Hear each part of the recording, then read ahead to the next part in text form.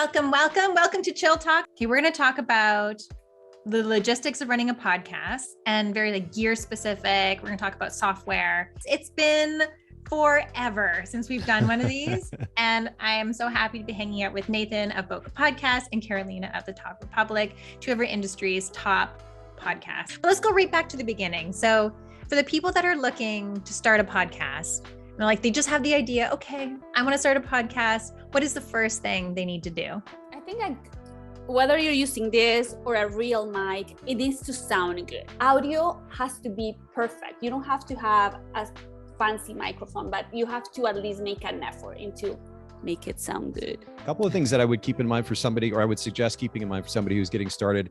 One, be super specific about what your podcast is going to represent. Just launching, for example, a photography podcast.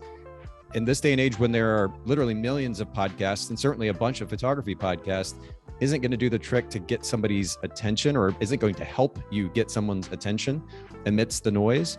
So launch with a podcast, whether it's photography related or not, that is super, super specific. We talk a lot about brand position on my podcast, and it's important to have a really clear and distinct brand position for your podcast when you launch amidst so many podcasts. I think that it's important to have a structure. You cannot start a podcast and be like,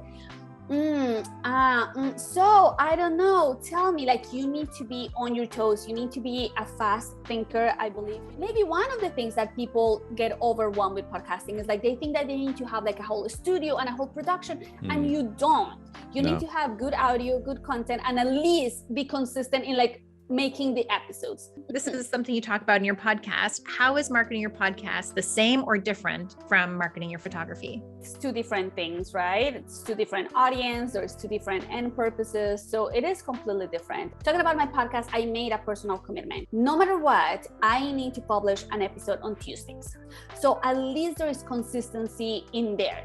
People know that on Tuesdays there is a new podcast. And again, the minimum that I do is go on my Facebook group and drop a link hey, new podcast. I do the least amount of effort. One of the best tools obviously is inviting people into your podcast, because now you're tapped into their audience. So that's going to help you out. But persistency really is key. Obviously, as you do it more often and you get better at it, obviously doors start to open a little bit easier. So you just have to keep pushing. You can't just give up after 4 episodes. So you have a podcast.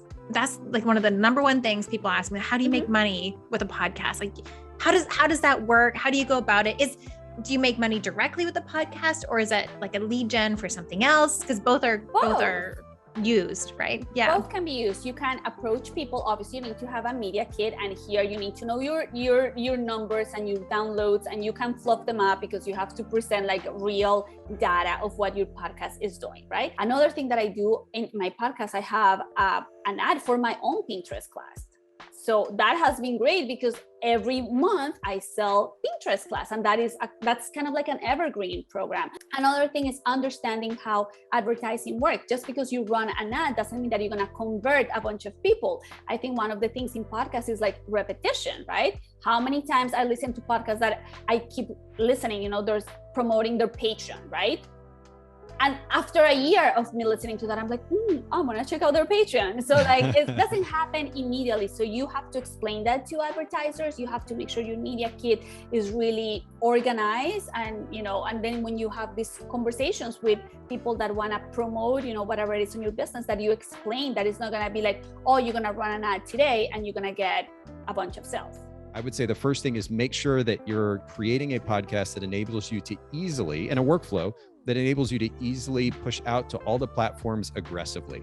Number 2, something that I don't think we did as well as we could have, or maybe the approach just needed to be different, is to be more proactive in outreach to the photographers that are on the show for the sake of not just promoting on social, but even getting backlinks. Okay, so I want to hear about what we were talking with Carolina as well, sponsors. Of course, everyone asks, how do they make money with podcasts? What would you recommend? Or what would you tell someone? No sponsors. I don't know. And this is a little bit of my cynicism, having been in the industry now for about 20 years. I don't like going to workshops and conferences and being sold to in a way that a lot of times just feels very fake anyway, and kind of pushy. And so I don't want that experience for my listeners. And I think there are ways to go about building in sponsorship to the shows it doesn't feel too pushy, that feels natural, even kind of built into the conversation. And it's been, again, very intentional. We don't mention our companies very often, but we've literally generated hundreds of thousands of dollars in sales as a result of people hearing about us through the podcast. They go create an account with my editing company and they say, I heard about you through the Bokeh Podcast. And the amount of revenue we've generated as a result, this only being kind of a side project, is actually quite significant. And I think Carolina really brought wonderful perspective in this, and being very, very clear about what she's trying to accomplish with the podcast. I come from a very similar place in that, and that our primary goal is to add value to the industry through, as you mentioned earlier, that position of helping photographers develop sustainable businesses. Mm-hmm. And the endless number of messages that we've received over the years about the impact that the podcast has made in their life, even if we'd just gotten like a few of those, like a fraction of that number of messages, it would be meaningful to me. Thank you so much for being with me here today. All right, guys, till next time. See y'all.